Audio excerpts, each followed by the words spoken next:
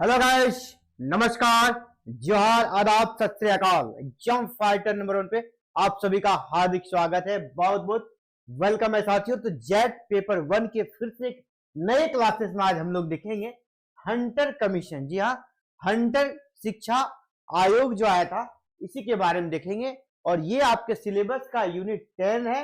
Unit 10 जहां पर higher education system पढ़ेंगे, उसी में ब्रिटिश काल में जो हायर एजुकेशन से जुड़ा हुआ जो इंपॉर्टेंट कमीशन था उसको हम लोग देख रहे थे। पिछले क्लास में हम लोगों ने एक कमीशन देखा था जो कि काफी इंपॉर्टेंट था। कौन सा कमीशन? ओट्स डिस्पैच, है ना, ओट्स का घोषणा पत्र जो 1854 में आया था। और हंटर शिक्षा आयोग देखेंगे जो 1882 में 1882 में आया था। और बार बार पेपर में यहां से प्रश्न आते हैं, ठीक है, बार बार आपको प्रश्न यहां से मिलेगा। तो इस पूरा सिस्टम का, पूरा एजुकेशन का के लिए जो कमीशन आया था इस एजुकेशन से जुड़ा हुआ, इसका पूरा निचोड़ देखेंगे आज के क्लासेस में, ताकि यहां से जो भी प्रश्न आए आपसे एक भी प्रश्न छूटे नहीं। ठीक है, तो चलिए इस क्लासेस में आप सभी का फिर से स्वागत करते हुए क्लासेस को हम लोग स्टार्ट करते हैं साथियों। तो इसके अलावा आप सभी को बताना चाहेंगे, अगर आपको पेपर 1 में कहीं दिक्कत आ रही है या पेपर 2 में दिक्कत आ रहा है, यानी ओवरऑल अगर आपको जेट से जुड़ा हुआ कोई भी दिक्कत आ रहा है, जेट में कोई भी पेपर हो या पेपर 1 या पेपर 2 आपको कोई सब्जेक्ट हो, तो आप हमसे सलाह ले सकते हैं। यहाँ पर आपको बहुत ही शानदार तरीके से गाइडलाइन किया जाएगा जिससे आप जेट आसानी से क्रैक कर पाएंगे। ठीक है, तो क्या करना है आपको, इसके लिए हमारे एप्लीकेशन को डाउनलोड करना होगा। एग्जाम फाइटर नंबर 1 ऐप है हमारा, जिसका लिंक इस वीडियो के डिस्क्रिप्शन में मिल जाएगा। वहां आपको पेपर 1 और पेपर 2 का पूर्णतः, है ना, पूरा कंप्लीट सॉल्यूशन मिलेगा, ए टू जेड। वीडियो लेक्चर हो, चाहे पीडीएफ नोट्स हो, चाहे डाउट सेशन हो, प्रैक्टिस सेट हो, ए टू जेड एवरीथिंग यहाँ पर आपको सबका सॉल्यूशन मिलेगा। तो चलिए सीधे हम लोग फिर क्लासेस में एंट्री करते हैं और क्लासेस में लिखने वाले हैं आज हम लोग हंटर कमीशन। ठीक है, हंटर कमीशन क्या है, इससे जुड़ा हुआ सभी चीजों को देखेंगे और इसमें कौन कौन से मेन प्रोविजन थे, किस प्रकार यहाँ से प्रश्न आ सकता है, सभी चीजों को देखने वाले हैं। चलिए हम लोग बैक आते हैं। हंटर कमीशन कब आया था? 1882 में। पहला इंट्रोडक्शन पे चलते हैं, क्या है रीजन। और आपको मैं बता दूं कि हमारा जो क्लास होगा बायलिंगुअल होता है। यहाँ पे आपको इंग्लिश मीडियम है उसके लिए भी कोई दिक्कत नहीं है, हिंदी है उसके लिए भी कोई दिक्कत नहीं है, दोनों मीडियम का चलेगा। तो चलिए देख लेते हैं। तो Hunter commission was establish in 1882। कब एस्टेब्लिश हुआ था? 1882 में। किसके द्वारा? बाय लॉर्ड रिपन, जो कि उस समय भारत के वायसराय थे, उसी के द्वारा बनाया गया था। और ये जो कमीशन बना था, इसके जो चेयरपर्सन थे, चेयरमैन थे, वो थे सर विलियम विल्सन हंटर। कौन थे? Sir William Wilson Hunter. इसीलिए इसको कहा जाता है हंटर कमीशन। ठीक है, क्योंकि इसके चेयरमैन के नाम पर ही इसका नाम है हंटर कमीशन। चेयरमैन कौन थे? Sir William Wilson Hunter. किसके काल में आया था? लॉर्ड रिपन के काल में। कब? 1882 में आया था। ठीक है, तो समझ गए पूरा। अब यहां से 2-3 प्रश्न बनेगा कि हंटर कमीशन किस वायसराय के द्वारा लाया गया था? तो लॉर्ड रिपन के द्वारा। हंटर कमीशन कब लाया गया था? 1882 में। ये प्रश्न नहीं पूछेगा इसके अध्यक्ष कौन थे, क्योंकि नाम से पता चलता है हंटर टाइटल है, या कभी कभी हंटर टाइटल वाला इधर आगे कोई दूसरा नाम ऐड कर दिया जाएगा। पूरा नाम याद कर लीजिएगा, सर विलियम विल्सन हंटर, पूरा नाम याद कर लीजिएगा, उसी के द्वारा ये लाया गया था। आगे बढ़ते हैं। हंटर आयोग की स्थापना 1882 हो गई। किसके द्वारा? लॉर्ड रिपन के द्वारा। लॉर्ड रिपन के द्वारा। क्यों?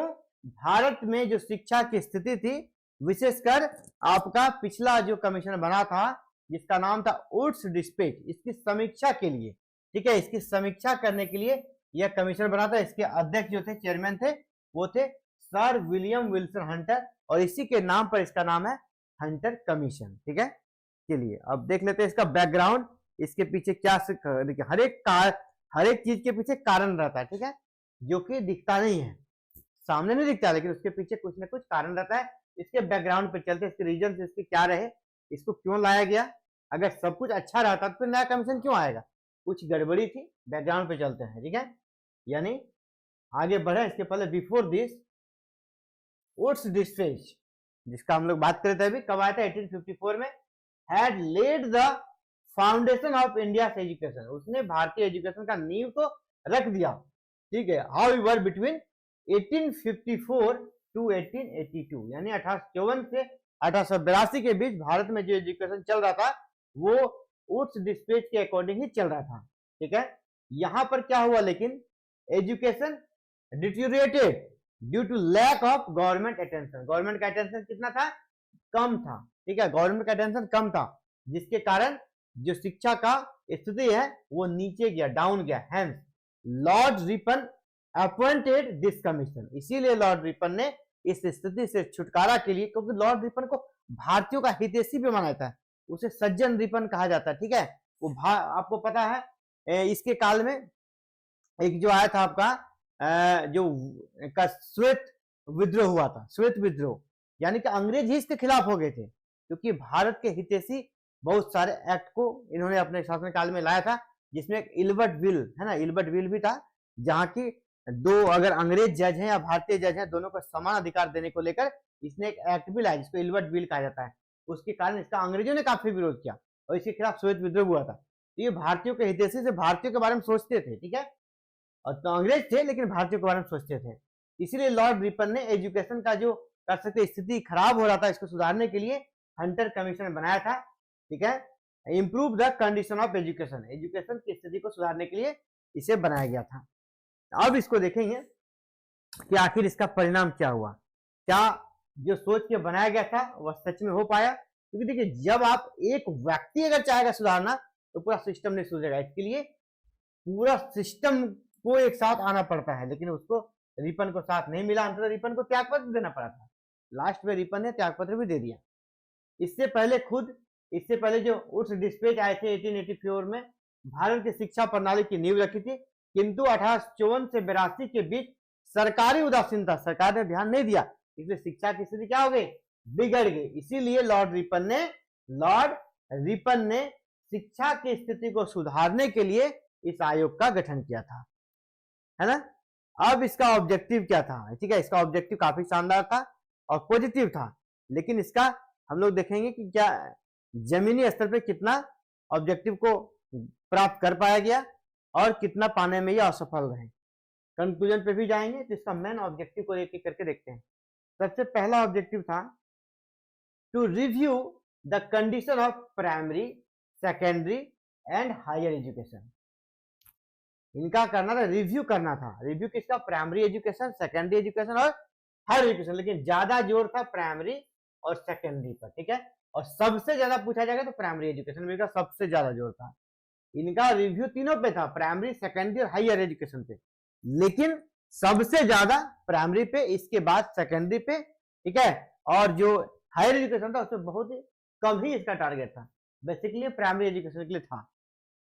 To suggest measures for educational reform and expansion, किस प्रकार एजुकेशनल सिस्टम में सुधार हो, उसका विस्तार हो, ज्यादा लोग एजुकेशन गेन कर सके, इसके बारे में सुझाव देना था, इस कमीशन का काम था, इसका ऑब्जेक्टिव था। इसके बाद जिसका तीसरा ऑब्जेक्टिव था वो था तीसरा to decide whether education should be under government control और लोकल बॉडी।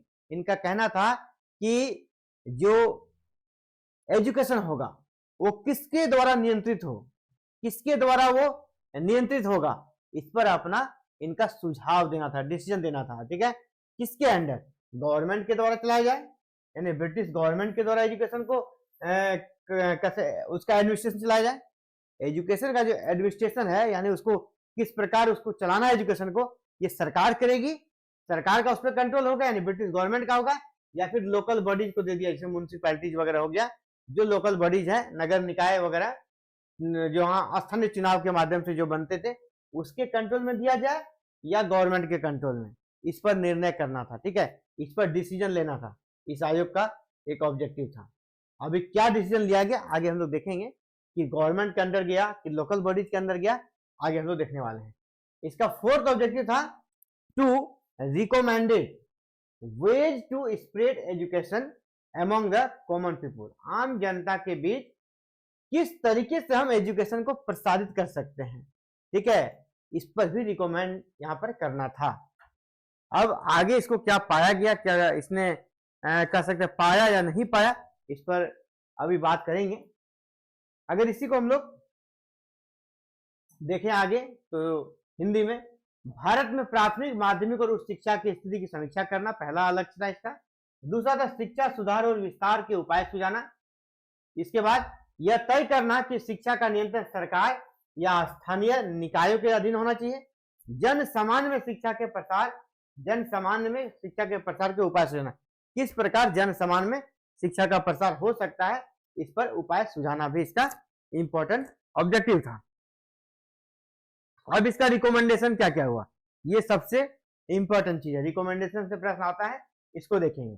जैसे हमने पहले कहा कि उनका रिकमेंड ये था कि ये एजुकेशन जो चलेगा इंडिया में, एजुकेशन वो कौन कंट्रोल करेगा, गवर्नमेंट या लोकल बॉडी। तो देखिए सबसे पहला जो इसका यहाँ पे रिकमेंडेशन हुआ, सबसे पहला प्राइमरी एजुकेशन पर इसने क्या रिकमेंड दिया, primary education should be made available to the masses and the responsibility for its administration should be given to local body. यानी ये क्लियर हो गया कि एजुकेशन जो दिया जाएगा, एजुकेशन किसके माध्यम से कंट्रोल होगा, लोकल बॉडी। यानी जो आपके लोकल बॉडी, यानी डिस्ट्रिक्ट बोर्ड हो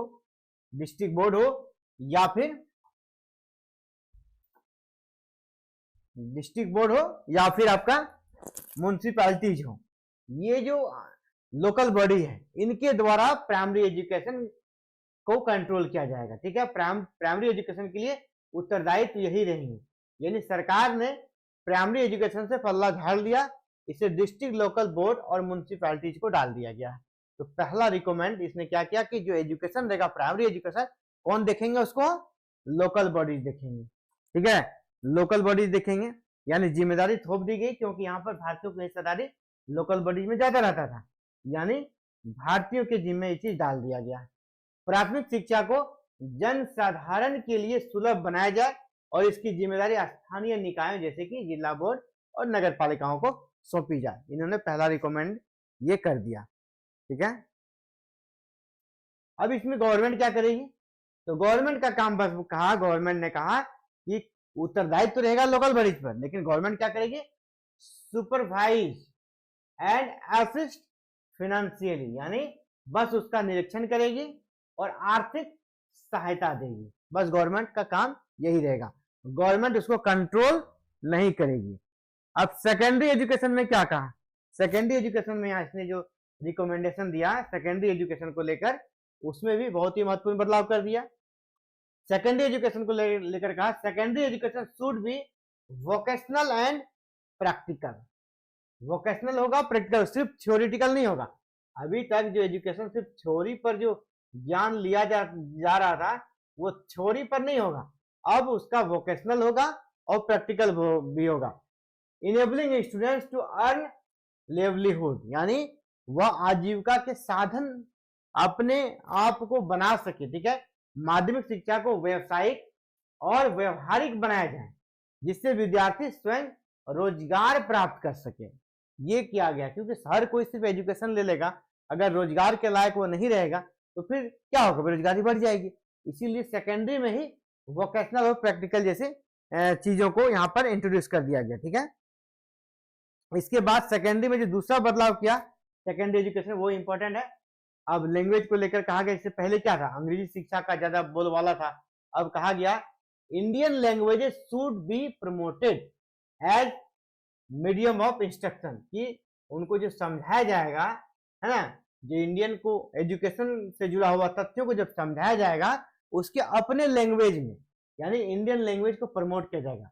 भारतीय शिक्षा जो भाषा है उसको शिक्षण माध्यम के रूप में प्रोत्साहित किया जाएगा, ये रिकमेंड किया गया सेकेंडरी एजुकेशन। तो सेकेंडरी एजुकेशन में देखिए बदलाव क्या हो गया, पहला कहा गया वोकेशनल और प्रैक्टिकल को शामिल किया गया। इसके बाद जो भारतीय भाषाओं था, भारतीय इंडियन लैंग्वेज था, उनको प्रमोट करने का प्रयास, यहाँ पर उनको प्रमोट करने के लिए कह सकते प्रस्ताव पास किया गया, रिकमेंड किया गया इस आयोग के तहत। इसके बाद इस आयोग के तहत और क्या काम हुआ, इस आयोग के तहत का हुआ काम, higher education should be based on secondary education. ठीक है, and university should remain under government control, और यूनिवर्सिटी को, जैसे यूनिवर्सिटी को गवर्नमेंट के कंट्रोल में ही रखा, यानी हायर एजुकेशन गवर्नमेंट यानी ब्रिटिश गवर्नमेंट के कंट्रोल में अब भी बना रहा, पहले भी था। ब्रिटिश गवर्नमेंट के अंदर हायर एजुकेशन यानी यूनिवर्सिटी जो है ब्रिटिश गवर्नमेंट के अंदर बना रहा।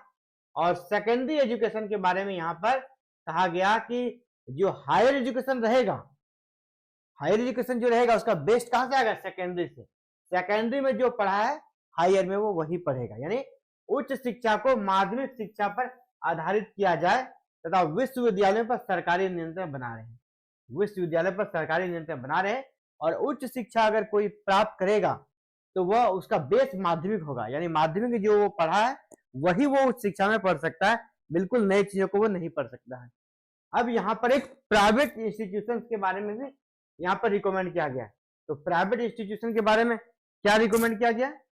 प्राइवेट के बारे में कहा गया private efforts in education should B encouraged, यानी प्राइवेट एफर्ट जो निजी प्रयास है उसको बढ़ाया जाए, क्योंकि सरकार खर्च में कटौती चाहती थी, एजुकेशन में खर्च नहीं करना चाहती, इसलिए वो सरकारी जो निजी एफर्ट है उसको बढ़ाने का प्रयास किया। ठीक है, efficient private school should receive grant in add.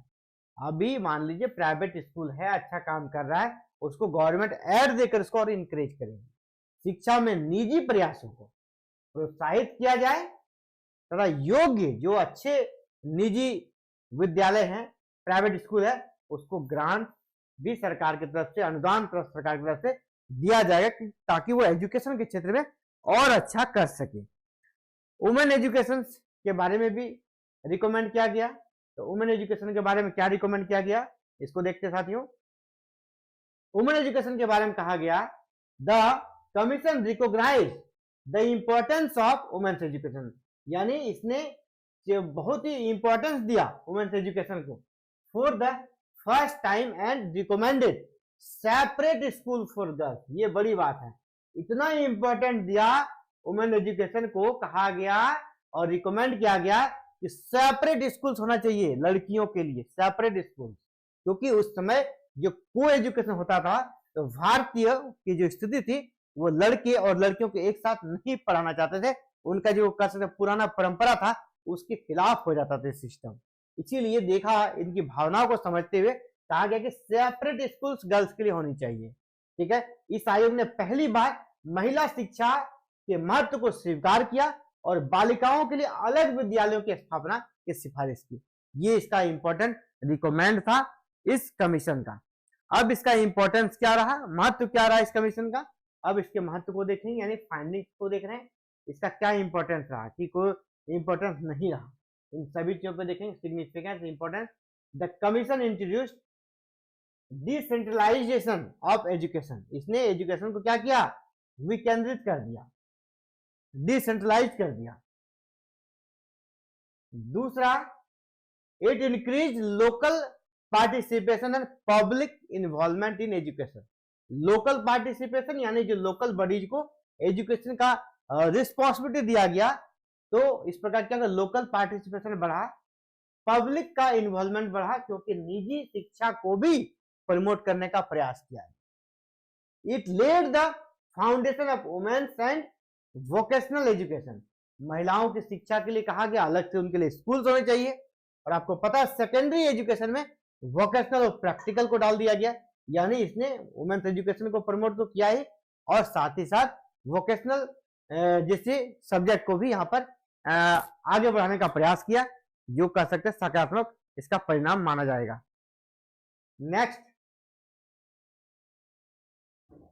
It became a milestone in the history of educational reform, यानी इसको माइलस्टोन मान सकते हैं, एक मील का पत्थर मान सकते हैं। ये इसका इंपॉर्टेंस महत्वपूर्ण कर सकते हैं, इसका इंपॉर्टेंस था। आयोग ने भारतीय शिक्षा में विकेंद्रीकरण प्रक्रिया की शुरू की। इस शिक्षा में स्थानीय निकायों और जन सहभागिता बढ़ी, महिला शिक्षा और व्यवसायिक शिक्षा की नींव रखी। भारतीय शिक्षा के इतिहास में यह एक मील का पत्थर साबित हुआ। तो ये इसका महत्व का इंपॉर्टेंस है, इसका महत्व है, और ये इसका कह सकते हैं इंपॉर्टेंट सिग्निफिकेंस है।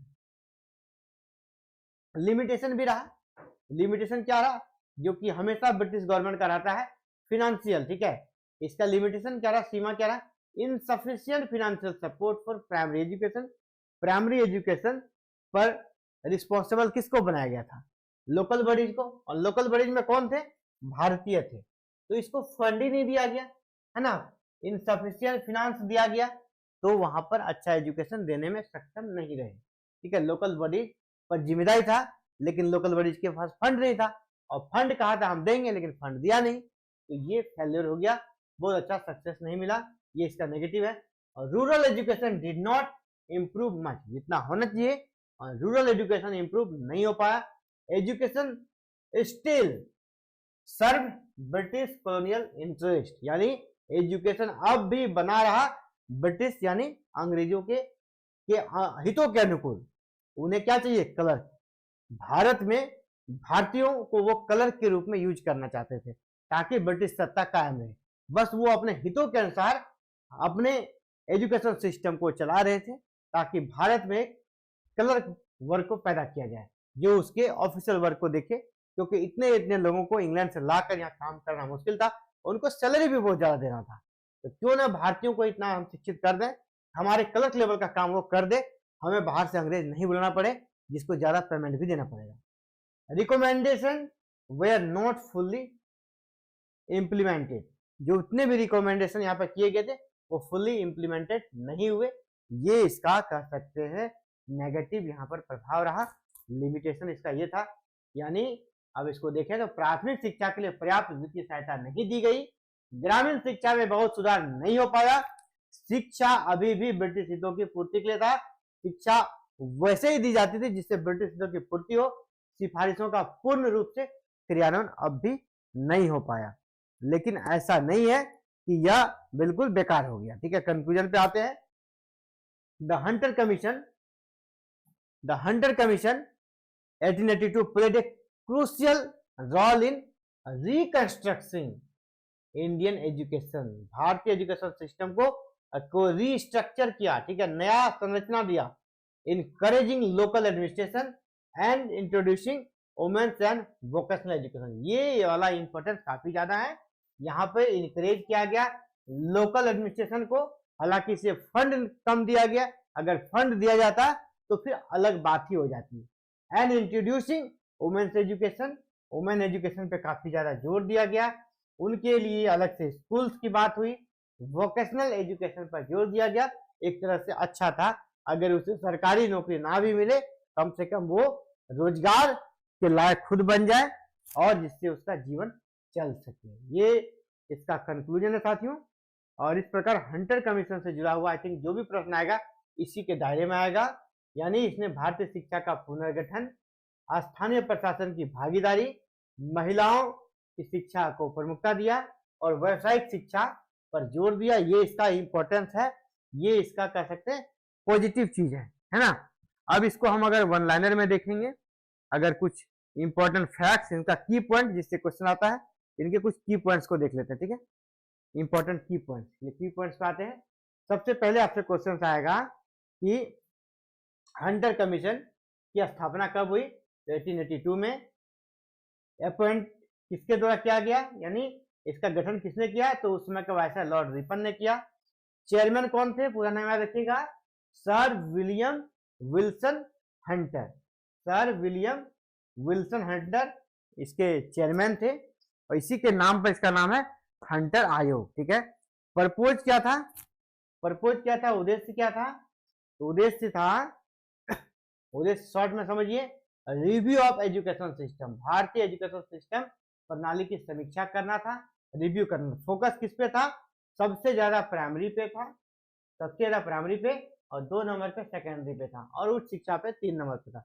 सबसे ज्यादा प्राइमरी मुख्य फोकस प्राथमिक शिक्षा पर था।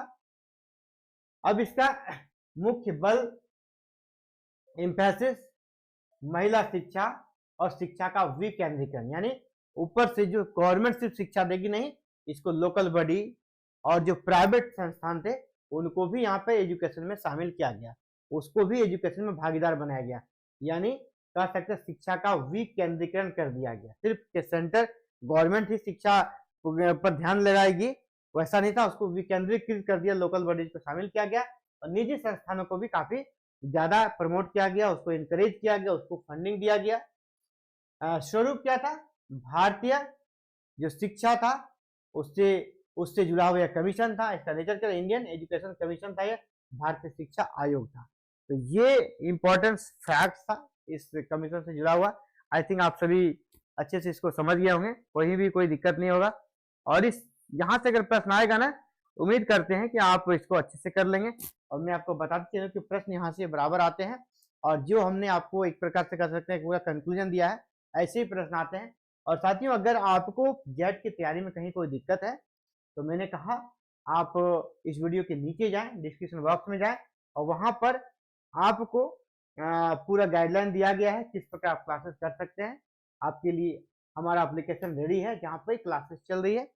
पेपर 1 की क्लासेस है, पेपर 2 में हिस्ट्री की क्लासेस है, इसके अलावा अलग अलग विषयों की भी क्लासेस यहाँ पर चल रही है। आपको जिस भी क्लास में एडमिशन लेना आप ले सकते हैं और जेट की सफलता प्राप्त कर सकते हैं जेट में, और अपना 6% जो सीट है उसमें अपना एक सीट बुक कर सकते हैं। और एग्जाम फाइटर नंबर आपके साथ है। कहीं कोई दिक्कत हो तो आपके लिए बता दूं कि इसी वीडियो के डिस्क्रिप्शन में मोबाइल नंबर भी दिया गया, उससे आप हमसे कांटेक्ट कर सकते हैं और आपको सारी सुविधा दी जाएगी ताकि आपका जेट आराम से क्रैक हो जाए। साथियों, ये साथियों इंपॉर्टेंट अपडेट थी और इंपॉर्टेंट क्लास था जहां पर हम लोग आज हंटर कमीशन देखे। कल एक अगले क्लास में मिलते हैं। Thank you. जय हिंद, जय भारत, जय झारखंड।